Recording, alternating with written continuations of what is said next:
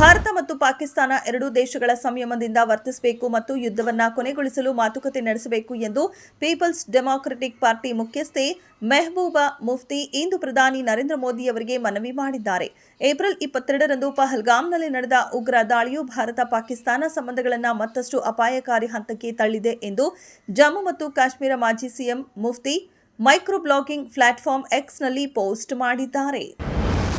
Operation Sindoor ಕಾರ್ಯಾಚರಣೆ ಹಿನ್ನೆಲೆಯಲ್ಲಿ ಕರ್ನಾಟಕದ ಮುಜರಾಯಿ ಇಲಾಖೆ ಎಲ್ಲಾ ದೇವಾಲಯಗಳಲ್ಲಿ ವಿಶೇಷ ಪೂಜೆ ಸಲ್ಲಿಸಲು ಆದೇಶ ಹೊರಡಿಸಿದೆ. ಭಾರತೀಯ ಸೇನೆಯ ಹೆಸರಿನಲ್ಲಿ ವಿಶೇಷ ಪೂಜೆ ಮಾಡಲು ಧಾರ್ಮಿಕ ದತ್ತಿ ಇಲಾಖೆ ಆಯುಕ್ತರು ಆದೇಶಿಸಿದ್ದಾರೆ. ಇದರ ಬೆನ್ನಲ್ಲೇ ಇದೀಗ ಮಸೀದಿಗಳಲ್ಲಿ ವಿಶೇಷ ಪ್ರಾರ್ಥನೆ ಸಲ್ಲಿಸುವಂತೆ ವಕ್ಫ್ ಮತ್ತು ಅಲ್ಪಸಂಖ್ಯಾತರ ಕಲ್ಯಾಣ ಸಚಿವ ಜಮೀರ್ ಅಹ್ಮದ್ ಖಾನ್ ಅವರು ಸಂದೇಶ ರವಾನಿಸಿದ್ದಾರೆ. ಎಡಿಜಿಪಿ ಚಂದ್ರಶೇಖರ್ ಅವರು ಕೇಂದ್ರ ಸಚಿವ ಎಚ್.ಡಿ. ಕುಮಾರಸ್ವಾಮಿ ವಿರುದ್ಧ ದಾಖಲಿಸಿರುವ ಎಫ್ಐಆರ್ ಪ್ರಕರಣಕ್ಕೆ ಸಂಬಂಧಪಟ್ಟಂತೆ ಎಚ್.ಡಿ. ಕುಮಾರಸ್ವಾಮಿ ಅವರ ಜಾಮೀನು ರದ್ದು ಕೋರಿ ಲೋಕಾಯುಕ್ತ ಅಧಿಕಾರಿಗಳು ಅರ್ಜಿ ಸಲ್ಲಿಸಿದರು. ಇಂದು ಈ ಅರ್ಜಿಯ ವಿಚಾರಣೆ ನಡೆಸಿದ ಹೈಕೋರ್ಟ್ ತಡೆಯಾಜ್ಞೆ ಇರುವ ಎಫ್ಐಆರ್ ಆಧರಿಸಿ ಜಾಮೀನು ರದ್ದು ಕೇಳುವಂತಿಲ್ಲ ಎಂದು ಆದೇಶ ನೀಡಿತು.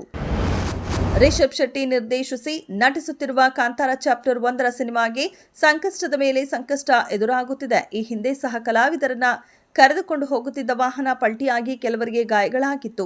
ಗಾಳಿಗೆ ಸೆಟ್ ಹಾರಿ ಹೋಗಿತ್ತು. ಸಿನಿಮಾಗೆ ಕೆಲಸ ಮಾಡಲು ಬಂದ ಕೆಲ ಕಲಾವಿದರು ನಿರ್ಮಾಣ ಸಂಸ್ಥೆ ವಿರುದ್ಧ ಪ್ರತಿಭಟನೆ ಮಾಡಿದ್ದು ಸುದ್ದಿಯಾಗಿತ್ತು. ಅರಣ್ಯಕ್ಕೆ ಬೆಂಕಿ ಇಟ್ಟಿದ್ದಾರೆಂದು ಅರಣ್ಯ ಇಲಾಖೆ ನೋಟಿಸ್ ಕಳುಹಿಸಿತ್ತು.